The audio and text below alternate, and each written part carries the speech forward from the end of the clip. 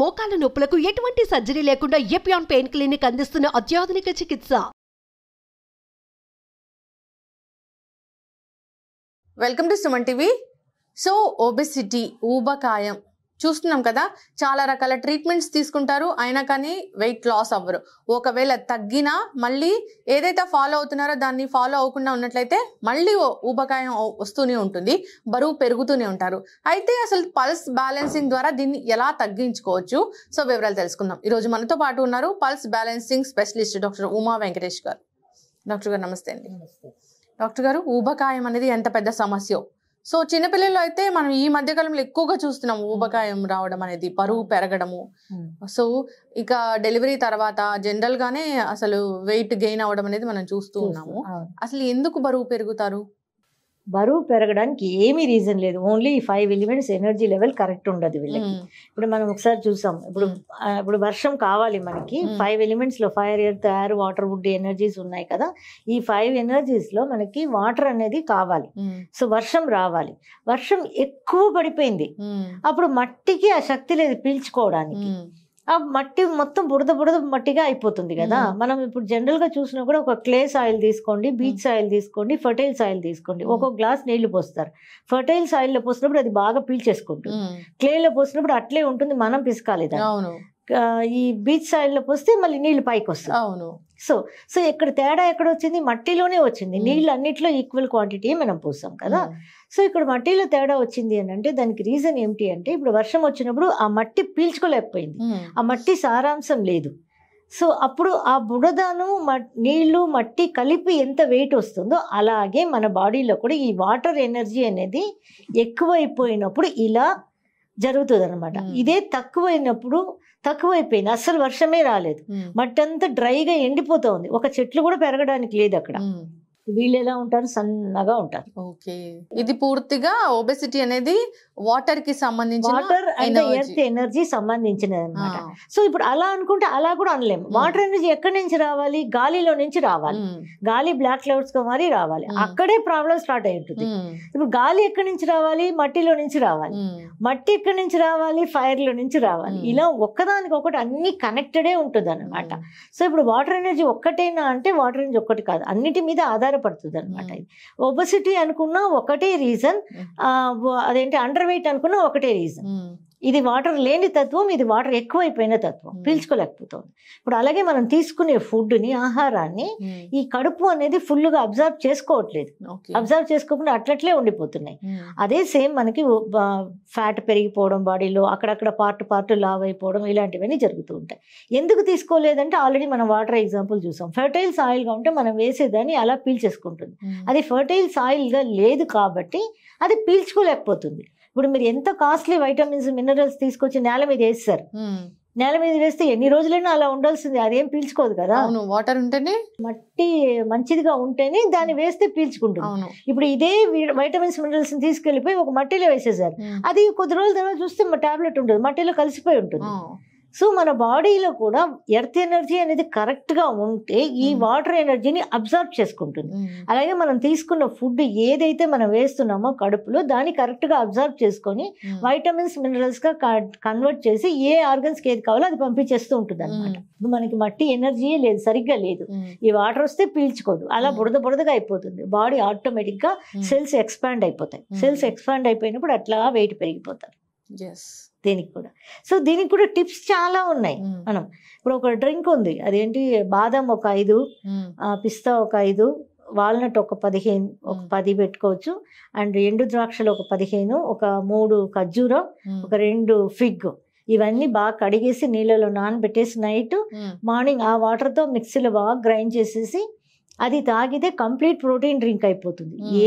అన్ని విధాల డిసీజెస్ కి పనికి వస్తాయి అండ్ వెయిట్ కూడా తగ్గిపోతాయి, ఇది తగ్గుతాయి. కానీ ఇది రైట్ కాదు, ఇది టెంపరీ.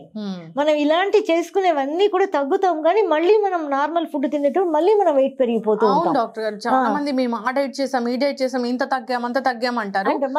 మళ్ళీ ఎప్పుడైతే దీన్ని స్కిప్ చేస్తారో మళ్ళీ వచ్చేస్తుంది. అవును. సో అది ఎలా రైట్ అవుతుంది కదా మనకి? మన బాడీ జీవితకాలం ఒకటే ఇప్పుడు కొంతమంది ఇంత కప్ రైస్ తింటారు, ఎక్కడైనా వెళ్ళినా ఏమి తినరు, ఓన్లీ వెజిటబుల్ తింటారు. ఎంతకాలం అలా తింటారు? ఇంకా జీవితకాలం అలా తినాల్సిందే కదా. అది అసలు రాంగ్ అయిన మెథడాలజీ అనమాట. ఇంకా చూస్తే మనం తెల్ల గుమ్మడికాయ ఉంది కదా, తెల్ల గుమ్మడికాయ జ్యూస్ని, బూడిద గుమ్మడికాయ బూడిద అంటారు. గుమ్మడికాయ అంటారు. బూడిద గుమ్మడికాయ కొంచెం పుదీనా దాని టేస్ట్, కొంచెం అల్లం ఫ్లేవర్ వేసుకుని జ్యూస్ పొద్దున్న అది తాగినా కూడా వెయిట్ తగ్గుతారు. కానీ ఇవన్నీ కూడా వెయిట్ తగ్గడం అనే దాని మీద వస్తుంది, అంతేకాని పర్మనెంట్ గా ఎప్పుడూ ఒక లెవెల్లో ఉండదు. అవును. ఇప్పుడు నన్ను తీసుకుంటే నేను 50 kgs ఉంటా వెయిట్, అంతే. నేను తినేదంతా నవలి తినడం, నేను వేరే ఏమి డయట్ రెస్ట్రిక్షన్స్ అలాంటివి ఉంటాయి, చిన్న చిన్న ఎక్సర్సైజ్లు అలాంటివి ఉంటాయి, అంతే. 50 kg మించి నేను ఎప్పుడు పెరిగింది లేదు. నేను అంటే స్వీట్ తిననా, అది తిననా, డయట్ రెస్ట్రిక్షన్ నథింగ్ అనమాట. నాకేం అలాంటి తెలియని కూడా తెలియదు.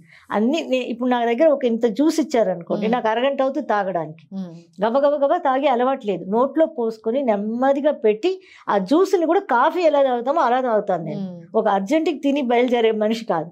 సో ఇలా మనకి ఇది నాకు ఎలా అయింది, నేను ఇన్నేళ్ళుగా 20-25 ఏళ్ళుగా అలవాటు చేసి చేసి చేసి అదే నా క్యారెక్టర్గా మారిపోయింది. నేను అర్జెంటుకి పనికిరాను, అర్జెంటుకి తినేసి గబగబా తినే ముద్దలు మింగిలి నవలి వెళ్ళడానికి నా వల్ల కాదనమాట. అలా నవలి ఆ జ్యూస్ అయితేనే నేను మింగగలను అనమాట.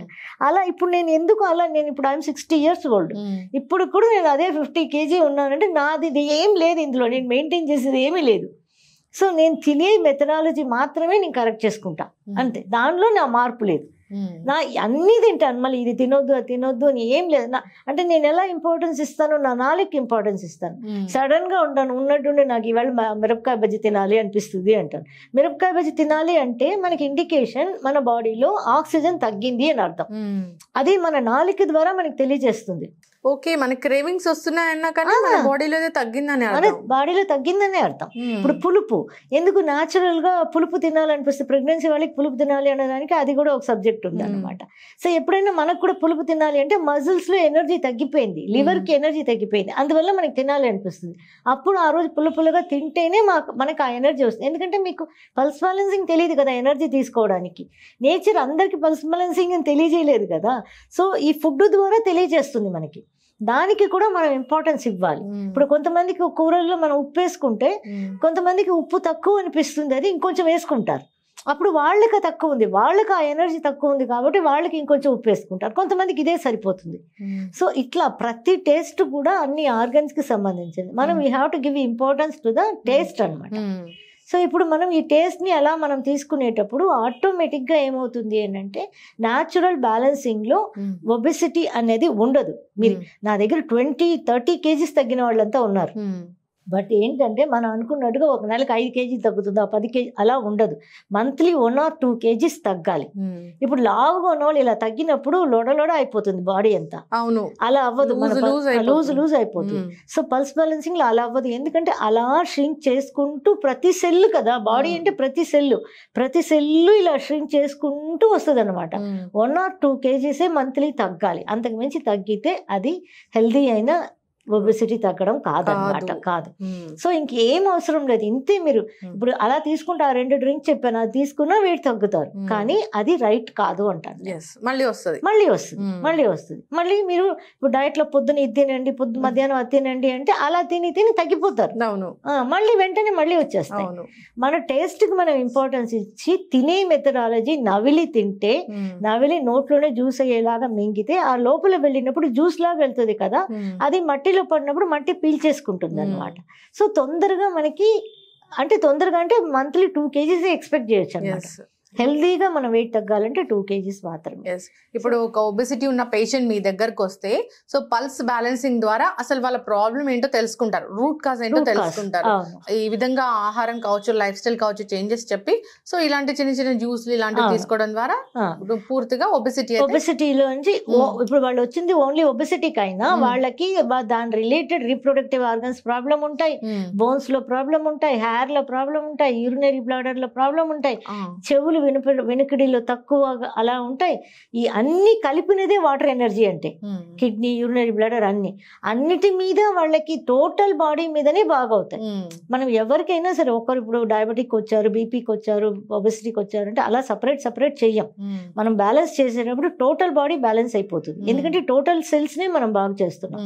టిప్స్ అయితే మాత్రం ఆ డిసీజ్కి తగినట్టుగా చిన్న టిప్స్ ఇస్తాము, అది కూడా వాళ్ళు ఫాలో చేసినప్పుడు తొందరగా వాళ్ళు వెయిట్ రెడ్యూస్ అవుతారు. ఓకే, ఒకవేళ ఈ వీడియో చూస్తూ వెయిట్ తగ్గాలి అనుకుంటే సో వాళ్ళు ఖచ్చితంగా తీసుకునే ఆహారం పూర్తిగా నమిలి తీసుకోవాలి. అవును. సో ఇలాంటి టిప్స్ పాటించాలి. సో ఇంకా ఏదైనా డౌట్ ఉంటే కాంటాక్ట్ చేయాలని కోరుకున్నాం. చాలా చక్కటి ఇన్ఫర్మేషన్ డాక్టర్ గారు, ధన్యవాదాలు. Thank you.